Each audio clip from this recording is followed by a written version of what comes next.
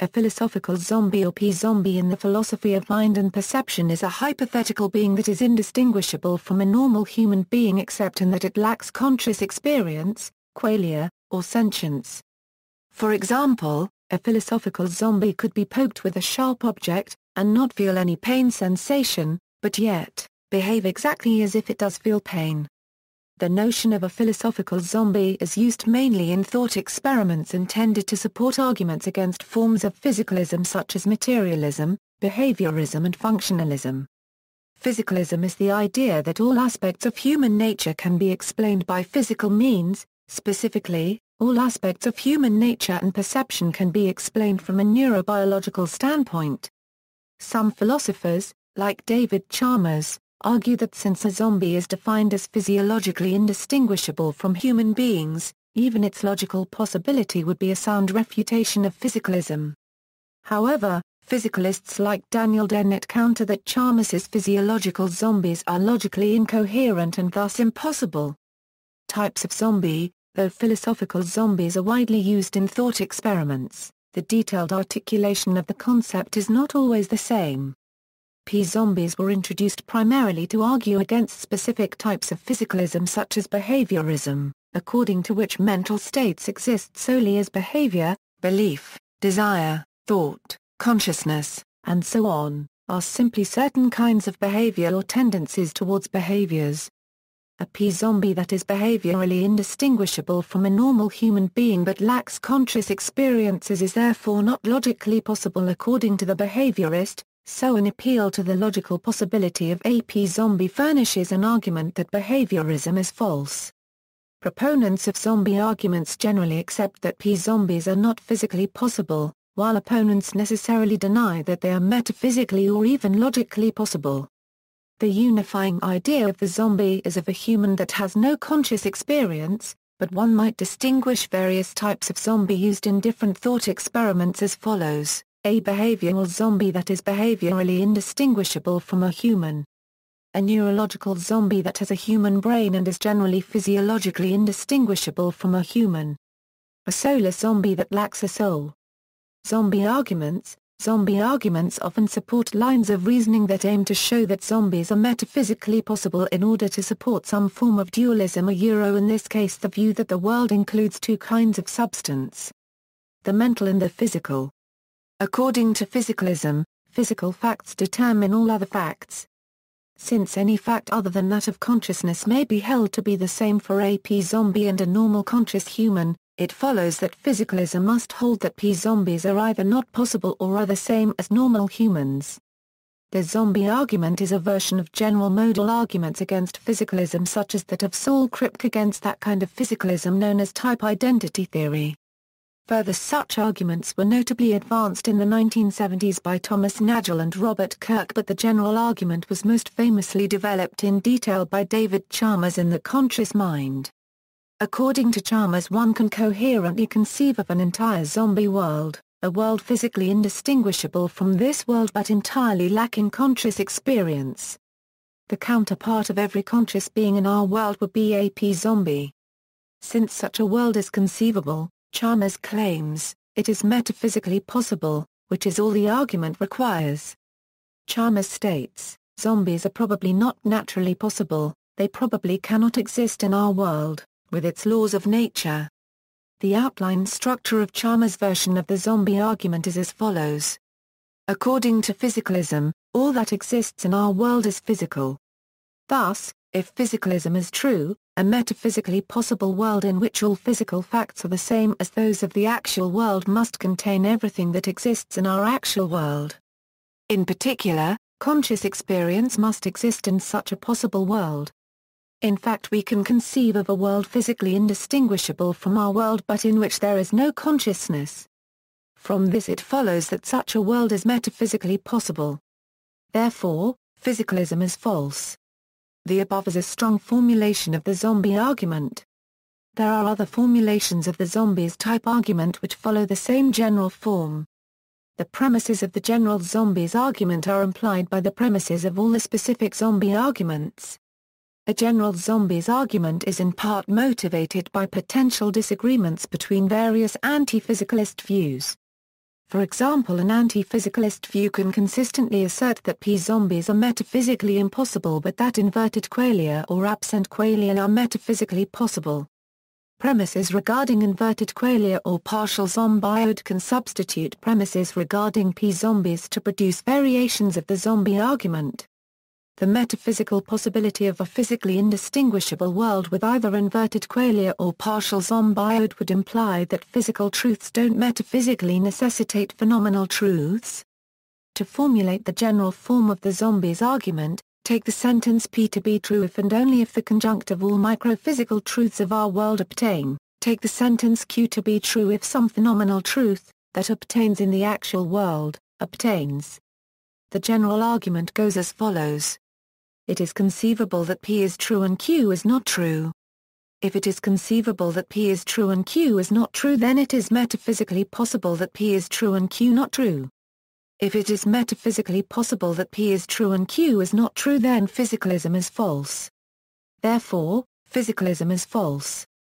Q can be false in a possible world if any of the following obtains. There exists at least one invert relative to the actual world. There is at least one absent qualia relative to the actual world. All actually conscious beings are p-zombies. Responses: Chalmers' argument is logically valid. If its premises are true, then the conclusion must be true. However, other philosophers dispute that its premises are true. For example, is such a world really possible? Chalmers states that it certainly seems that a coherent situation is described. I can discern no contradiction in the description. This leads to the questions of the relevant notion of possibility. Is the scenario described in premise 3 possible in the sense that is suggested in premise 2? Most physicalist responses deny that the premise of a zombie scenario is possible. Many physicalist philosophers argued that this scenario eliminates itself by its description. The basis of physicalist argument is that the world is defined entirely by physicality. Thus a world that was physically identical would necessarily contain consciousness, as consciousness would necessarily be generated from any set of physical circumstances identical to our own. One can hold that zombies are a logical possibility but not a metaphysical possibility. If logical possibility does not entail metaphysical possibility across the domain of relevant truths, then the mere logical possibility of zombies is not sufficient to establish their metaphysical possibility. The zombie argument claims that one can tell by the power of reason that such a zombie scenario is metaphysically possible. Chalmers states, from the conceivability of zombies, proponents of the argument infer their metaphysical possibility, and argues that this inference, while not generally legitimate, is legitimate for phenomenal concepts such as consciousness, since we must adhere to Crick's insight that for phenomenal concepts, there is no gap between reference fixes and reference. That is, for phenomenal concepts, conceivability implies possibility. According to Chalmers, whatever is logically possible is also, in the sense relevant here, metaphysically possible. Another response is denial of the idea that qualia and related phenomenal notions of the mind are in the first place coherent concepts. Daniel Dennett and others argue that while consciousness and subjective experience exist in some sense, they are not as the zombie argument proponent claims. The experience of pain, for example, is not something that can be stripped off a person's mental life without bringing about any behavioral or physiological differences. Dennett believes that consciousness is a complex series of functions and ideas. If we all can have these experiences, the idea of the p-zombie is meaningless. Dennett argues that, when philosophers claim that zombies are conceivable, they invariably underestimate the task of conception, and end up imagining something that violates their own definition. He coined the term zimbos p-zombies that have second-order beliefs to argue that the idea of a p-zombie is incoherent. Zimbos think that they are conscious, think that they have qualia, think that they suffer pains they are just wrong, in ways that neither they nor we could ever discover. Under physicalism, one is inclined to believe either that anyone including oneself might be a zombie, or that no one can be a zombie following from the assertion that one's own conviction about being, or not being a zombie is a product of the physical world and is therefore no different from anyone else's. P-zombies in an observed world would be indistinguishable from the observer, even hypothetically.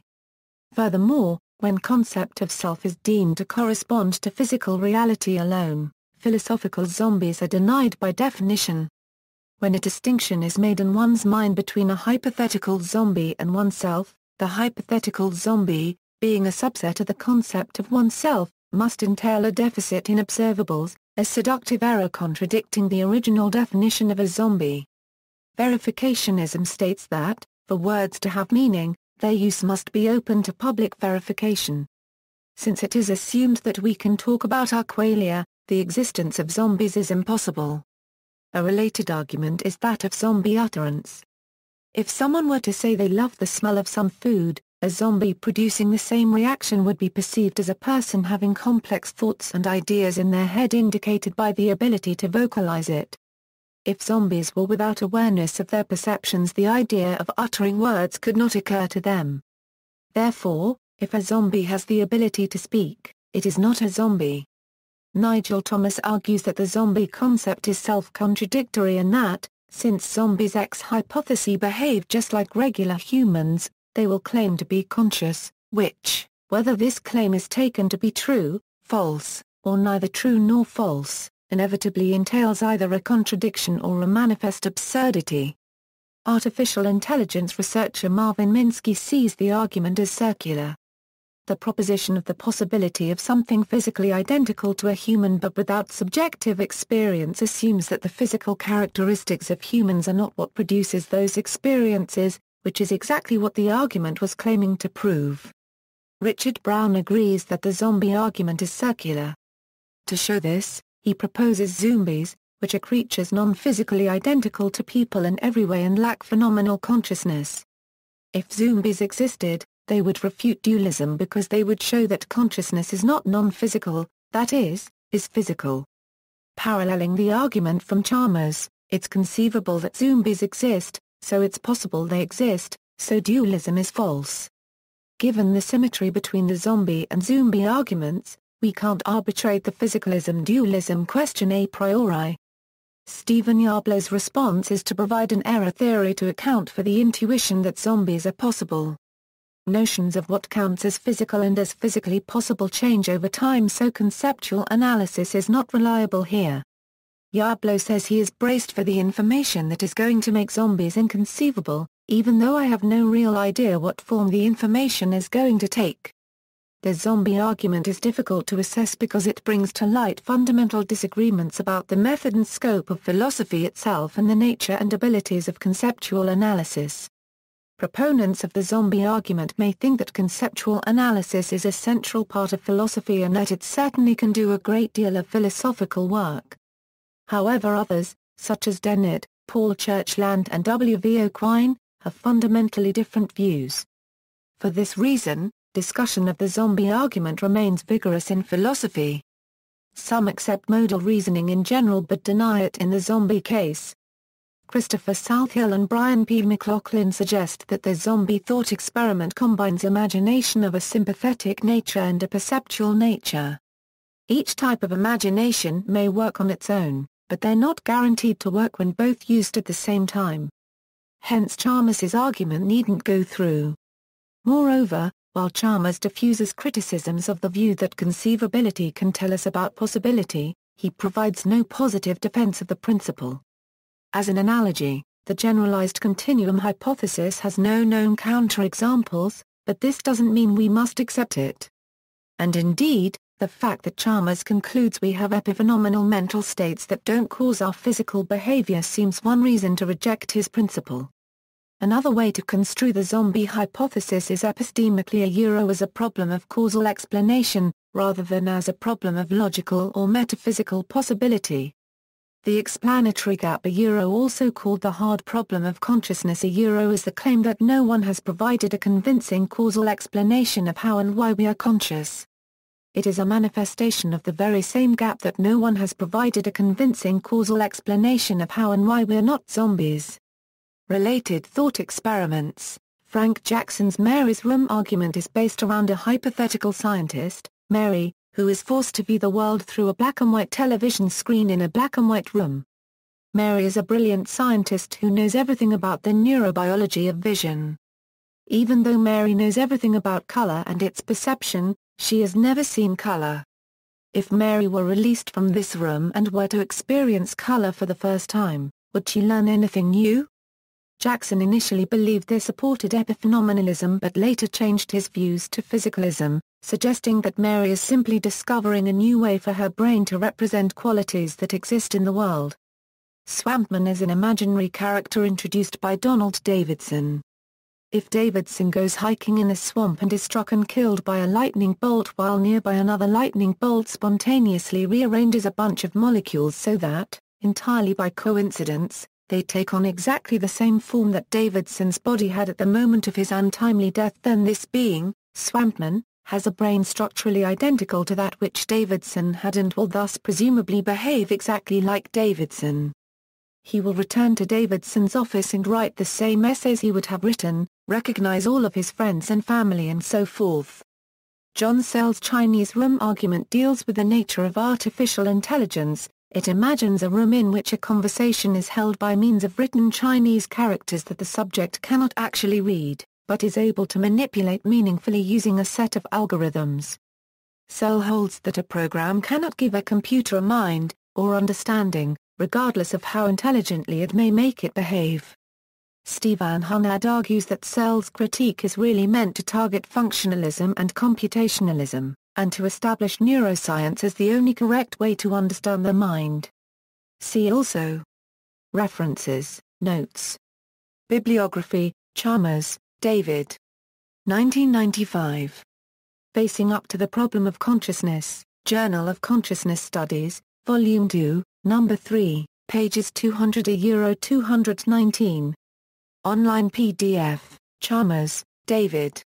1996. The Conscious Mind, In Search of a Fundamental Theory, New York and Oxford, Oxford University Press. Hardcover, ISBN 0-19-511789-1, paperback, ISBN 0-19-510553-2, Chalmers, David. 2003. Consciousness and Its Place in Nature, in the Blackwell Guide to the Philosophy of Mind, S. Stick and F. Warfield, Blackwell. Also in Philosophy of Mind, Classical and Contemporary Readings, D. Chalmers, Oxford, 2002. ISBN 0-19-514581-X, online PDF, Chalmers, David. 2004. Imagination, Indexicality, and Intentions, Philosophy and Phenomenological Research, Volume 68, Number 1. Online text, Chalmers, David. 2010. The Character of Consciousness, OUP, Dennett, Daniel. 1995. The Unimagined Preposterousness of Zombies, Journal of Consciousness Studies, Volume 2, Number 4, pages 322–326. Online abstract, Dennett, Daniel. 1999. The Zombic Hunch, Extinction of an Intuition. Royal Institute of Philosophy Millennial Lecture. Online text, Kirk, Robert. 1974. Sentience and Behavior, Mind, Volume 83, pages 43–60. Grip, Saul 1972. Naming and Necessity, in Semantics of Natural Language, ed. by D. Davidson and G. Harman, Dordrecht, Holland, Reidel, pages 253–355. Nagel, Thomas. 1970. Armstrong on the Mind, Philosophical Review, Volume 79, pages 394–403. Nagel, Thomas. 1974. What Is It Like to Be a Bat? Philosophical Review, Volume 83, pages 435–450. Thomas, N.J.T. 1998. Zombie Killer, in S. Hamirov, A. W. Kasiak, and A. C. Scott, Toward a Science of Consciousness 2, The Second Tucson Discussions and Debates, Cambridge, Massachusetts, MIT Press. Online, Yablo, Stephen 2000. Textbook Kripkeanism and the Open Texture of Concepts, Pacific Philosophical Quarterly, Volume 81, pages 98 to 122. Online text. External links, online papers on philosophical zombies, by various authors, compiled by David Chalmers. Field Guide to the Philosophy of Mind, Philosophical Zombie entry in the Stanford Encyclopedia of Philosophy, Skeptic entry on P-Zombies, a Shalospit comic on the subject of philosophical zombies. On the conceivability of zombies paper argues that philosophical zombies are not conceivable.